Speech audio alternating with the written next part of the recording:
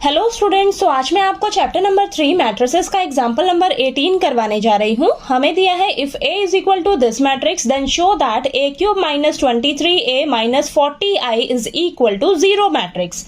तो example number 18 में ना हमें A मैट्रिक्स दी हुई है और हमें लेफ्ट हैंड साइड को राइट हैंड साइड के इक्वल शो करके दिखाना है। ठीक है, यानी कि हम लेफ्ट हैंड साइड को लेकर चलेंगे और इसे सॉल्व करके हम राइट हैंड साइड के इक्वल प्रूव कर लेंगे। ठीक, तो चलिए सबसे पहले सॉल्यूशन में हम क्या करेंगे, लेफ्ट हैंड साइड को लिखेंगे।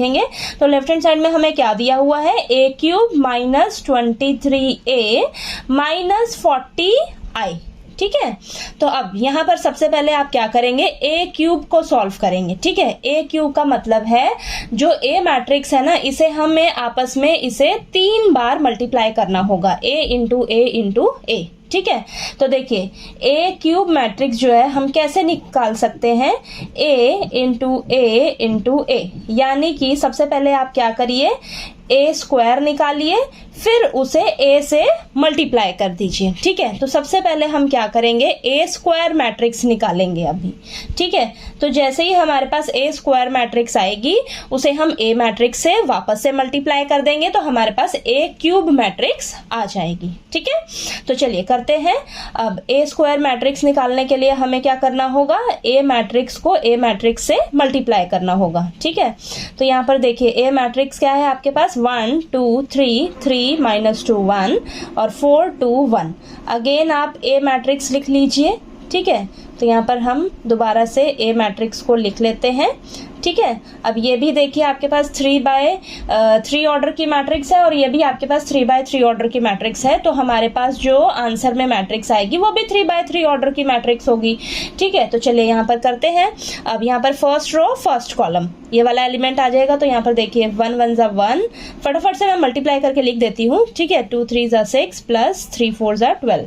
अब ये वाला एलिमेंट कैसे आएगा आपके पास, फर्स्ट रो सेकेंड कॉलम। ठीक है, तो यहाँ पर आ जाएगा 2 और ये -4 प्लस 6। ठीक है, अब ये वाला एलिमेंट लास्ट कैसे आएगा आपके पास, फर्स्ट रो थर्ड कॉलम, तो यहाँ पर 3 प्लस 2 प्लस 3। ठीक है, अब ये नेक्स्ट एलिमेंट करते हैं हम multiply, second row first column. ठीक, तो यहाँ पर आ जाएगा 3 -6 प्लस 4। अब सेकेंड रो सेकेंड कॉलम। ठीक, तो यहाँ पर आएगा 6 प्लस 4 प्लस 2 और second row third column 9 -2 plus 1। ठीक है, थर्ड रो फर्स्ट कॉलम, तो यहाँ पर आएगा 4 प्लस 6 प्लस 4। ठीक है, थर्ड रो सेकेंड कॉलम, यहाँ पर आएगा आपके पास 8 -4 plus 2। Third row third column, तो यहाँ पर आ जाएगा 12 प्लस 2 प्लस 1। ठीक है, अब फटाफट से इसको सॉल्व कर लेते हैं, तो आपके पास a स्क्वायर मैट्रिक्स निकल कर आ जाएगी, ये 19, ये 4 और ये 8। ठीक है, इसको सॉल्व कर लेते हैं हम। ये 1 12 और यहाँ पर 8 आएगा, देन नेक्स्ट हमारे पास आ जाएगा 14, फिर यहाँ पर 6 आएगा, देन ये आ जाएगा आपके पास 15। ठीक है, तो a स्क्वायर मैट्रिक्स हमारे पास आ गई। अब हमें क्या चाहिए, हमें तो चाहिए a क्यूब मैट्रिक्स, तो a क्यूब मैट्रिक्स के लिए हम क्या करेंगे, a square into a matrix. तो जो हमारे पास a स्क्वायर मैट्रिक्स आई है उसे हम वापस से a मैट्रिक्स से मल्टीप्लाई कर देंगे। ठीक है, तो यहाँ पर ये मैंने a स्क्वायर के सभी एलिमेंट्स लिख लिए हैं जो अभी हमने निकाला है।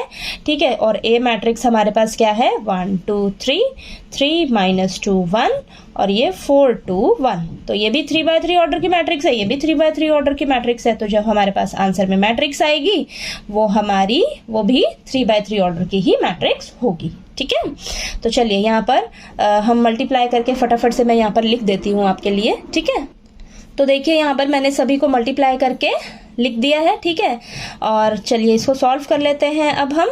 तो यहाँ पर इन सभी को ऐड करेंगे तो हमारे पास आएगा 63, देन नेक्स्ट एलिमेंट आएगा 46, नेक्स्ट आएगा 69। ठीक है, और यहाँ पर ये 37 प्लस 32 आ जाएगा हमारे पास 69 और इसे सॉल्व करेंगे तो हमारे पास आएगा -6, देन ये आ जाएगा हमारे पास 23 और ये आएगा हमारे पास 92 आ जाएगा, देन नेक्स्ट आएगा हमारे पास सॉल्व करके ये 46। ठीक है, 46 आ गया, देन नेक्स्ट आएगा आपके पास 63। ठीक, तो ये अभी आपके पास a क्यूब मैट्रिक्स निकल कर आई है। ठीक है, a क्यूब मैट्रिक्स आई है। चलिए आगे इसे सॉल्व करते हैं। हमें तो देखिए क्या करना है, पूरा ये सॉल्व करना है ना। ठीक है, तो अब हम क्वेश्चन को लिख लेते हैं दोबारा से लेफ्ट हैंड साइड को, a cube minus 23a minus 40i। ठीक है, अब a क्यूब मैट्रिक्स की जगह हमने ये जो सॉल्व करके निकाला है इसे हम यहाँ पर रख लेते हैं। ठीक है, तो ये देखिए 63 46 69, ध्यान से अपने लिखने हैं सभी एलिमेंट्स को। 69 माइनस 6 23 92 46 और ये 63। अब आगे क्या करना है आपको, माइनस का साइन और ये 23 ए मैट्रिक्स को लिखना है। ठीक है, 23 इंटू ए है ना, तो बाहर आपके पास ये 23 रहेगा और अंदर ए मैट्रिक्स को लिख लीजिए फटाफट से, 1 2 3 और ये 3 माइनस 2 1 4 2 1। ठीक है, अब माइनस 40, अब आई का मतलब है यहाँ पर आइडेंटिटी मैट्रिक्स। ठीक है, तो यहाँ पर देखिए 3/3 ऑर्डर की मैट्रिक्स चल रही है, तो आपने 3/3 ऑर्डर का आइडेंटिटी मैट्रिक्स लेना है, तो ये हो जाएगा 1 0 0 0 1 0 0 0 1। ठीक है, आप इन सभी को ना, इसको हमने अलग से सॉल्व कर लिया, इसको भी आप अलग से सॉल्व कर सकते हो, इसको भी अलग से सॉल्व करके फिर इसको यहाँ पर रख सकते हो सभी का वैल्यूज। ठीक है, तो यहाँ पर देखिए मैंने a क्यूब मैट्रिक्स को सॉल्व किया, अब मैं यहीं पर सभी को रखकर सॉल्व करने जा रही हूँ। ठीक, तो अब यहाँ पर लिख लेते हैं हम 63 46 और ये आ जाएगा 69। सभी एलिमेंट्स को मैं फटाफट से लिख लेती हूँ। ठीक है, तो ये मैंने सभी एलिमेंट्स लिख लिए। अब माइनस 23 है ना, अब माइनस को आप बाहर ही रखिए। अब ये जो 23 है आपके पास, इसे आप सभी एलिमेंट से मल्टीप्लाई कर दीजिए। ठीक है, तो ये 23 आ जाएगा और यहाँ पर आ जाएगा 46, देन ये 69, यहाँ पर आएगा आपके पास 69 और ये माइनस का 46। ठीक है, माइनस साइन आपने बाहर ही रखना है। ठीक है, नहीं तो आपको बहुत ज़्यादा कन्फ्यूजन हो जाएगी।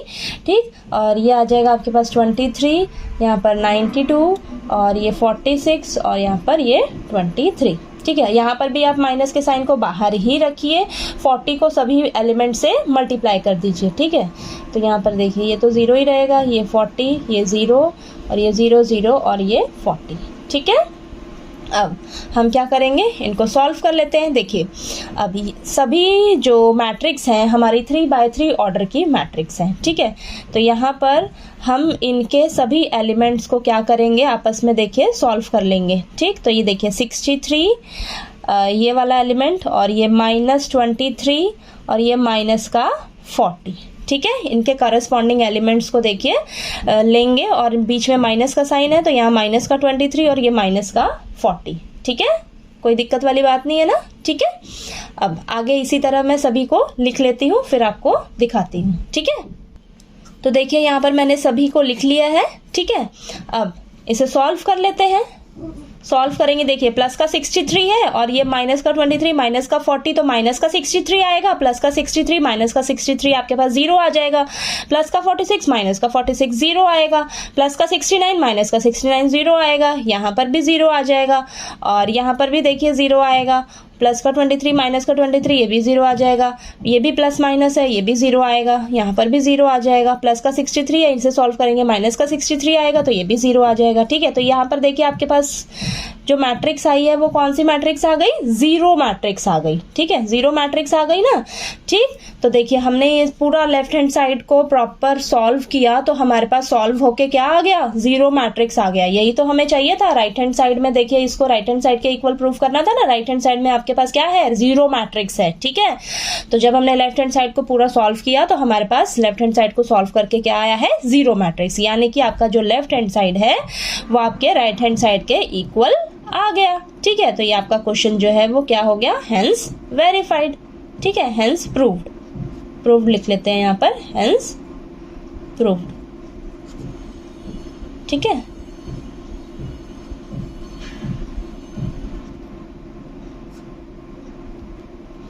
तो देखिए आपको ये एग्जाम्पल नंबर 18 जो है वो अच्छे से क्लियर हो गया होगा।